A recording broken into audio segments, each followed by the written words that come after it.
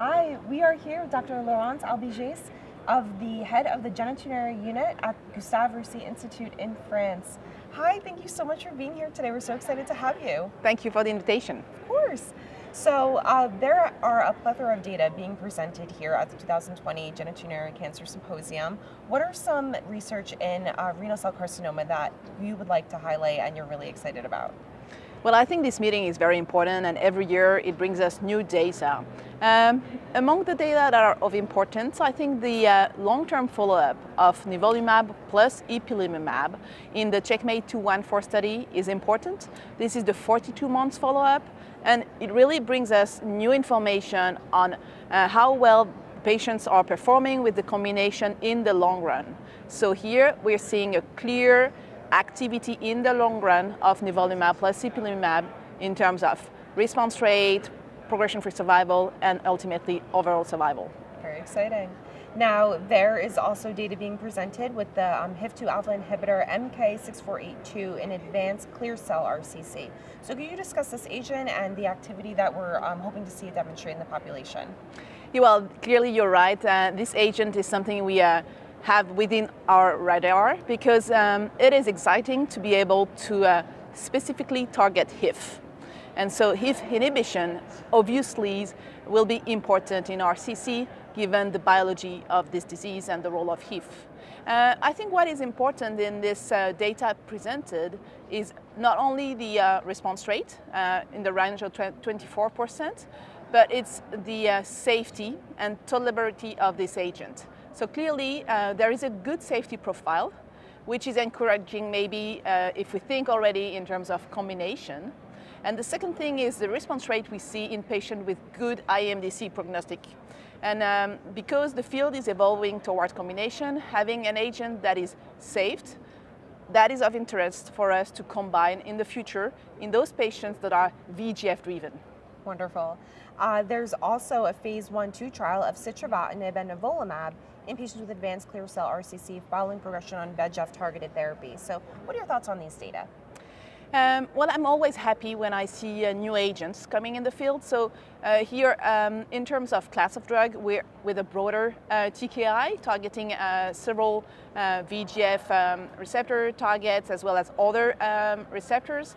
I think what is of importance here is once again the ability to combine an immune checkpoint plus a VEGF TKI, a broad spectrum one, with a clear activity in terms of response rate, always above 35%, which is a clear activity in patients that were previously treated. So I'm happy to see new combination. These are no new mechanism of actions, but it's great to have new data. Great points. Now, another combination we're going to talk about. So we're also going to see the results of the phase 2 KNIVES trial, which is looking at nivolumab plus stereotactic body radiotherapy in pretreated patients with metastatic RCC. So why is this study important? So it's not only KNIVES trial, but also the nivolumab plus ipilimumab combination trial in combination with stereotactic radiation therapy. And really here, this ASCO GU is of importance because these are the first clean prospective data that we have with this strategy of radiation therapy on top of systemic treatment with immune checkpoint, either single agent or combination. And I really feel that it addressed 2 points. First, safety. Is it feasible? And the short answer is yes. And the second point is, are we able to enhance the immune response? And these are the 2 items we should have in mind when we look at those data. Thank you. And you are also the lead author of the prospective ASCO trial, which is evaluating nivolumab in patients with metastatic non-clear cell RCC. So what are the efficacy and safety data of this trial so far? So these data are important because they address the question of the role of nivolumab, so single agent PD-1 inhibition in patients with non-clear cell RCC. So in the past, in previous years, we had information of pembrolizumab, a first-line activity in non-clear cell. The ASCO trial is looking at patients who fail, mostly 1 line or 2 of prior therapy. And the short answer is that, unfortunately, at a large scale, it's only 50 patients, but it's very heterogeneous disease of non-clear cell. The activity in terms of response rate is quite low, in the range of 10% as best overall response. However, there are some subgroup, meaning some histologies, that seem to derive benefit, among which collecting duct carcinoma, for instance. And so I think this study is important because we need to know that single agent PD-1 may not be, at least in patients who are refractory to first line, that efficient in non-clear cell RCC, but we may be able to dig in and understand which are the subpopulation, meaning which histology can derive benefit from PD-1 inhibition. Thank you. Now, what are some other research that are being presented this year that you're really excited about that you'd like to highlight? So speaking of non-clear cell, we have more data with combination of savolitinib plus durvalumab. So here it's in papillary RCC, and it's great that we have a focus trial in non-clear cell entities, and here is papillary RCC. But what I really like, and it's both in the educational program as well as in the clinical case discussion within the meeting, the question of the use of biomarker to select treatment. And there's a lot of work going on. For instance, we have more biomarker data being presented by Martin Voss to summarize where we stand. Are we able to select our treatment strategy in first line between immune checkpoint combination or IO plus VEGF? We also have the Nivoren biomarker study that is being highlighted with a focus on EMT, so mesenchymal transition.